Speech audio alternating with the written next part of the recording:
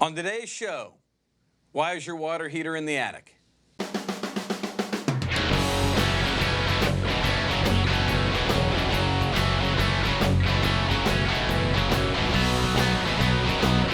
Who told you we're plumbers?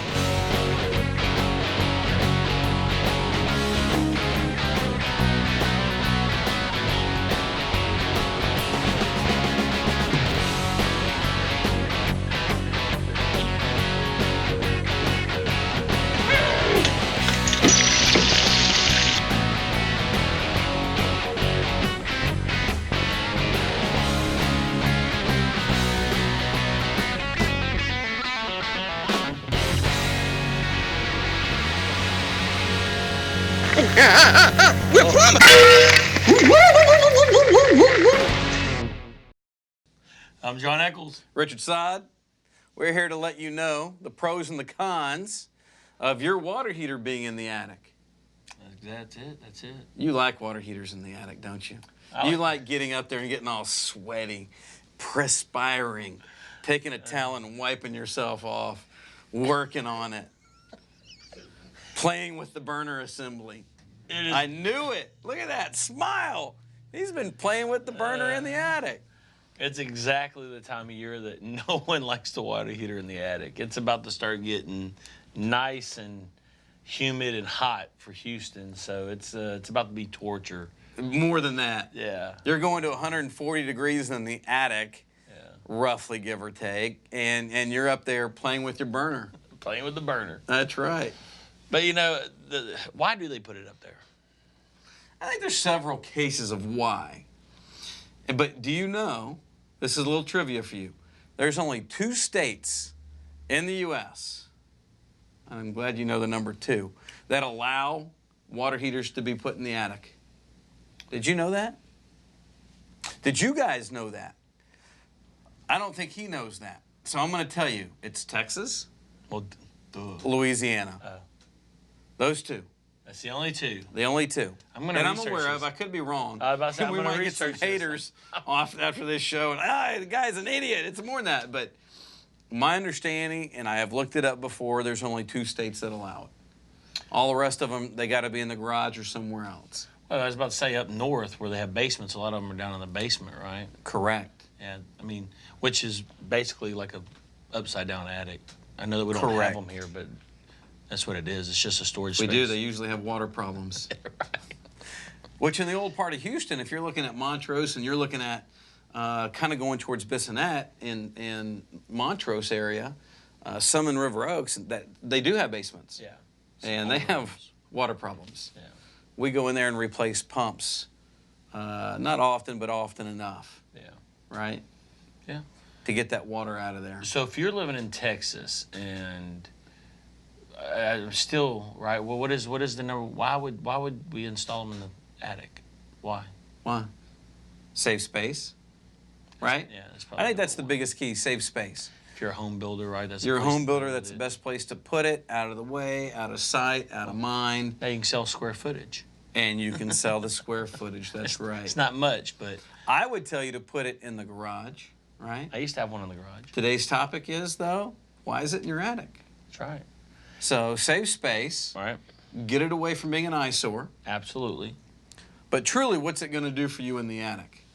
You know, the biggest thing that I have with it being in the attic, being what we do for a living, is for our customers and our homeowners, it's an out of sight, out of mind thing, right? We talk about this all the time on our other shows. When your water heater is in your attic, the only time you look at it is that if you're getting Christmas decorations down. Right? Or somebody else looks at it Yeah. and tells you, Yeah. right? But if you're never using a plumbing company, you're never looking at it. So here's the rule of thumb, you guys. 7 to 10 years of that unit being in your attic should be replaced. Yeah. Period.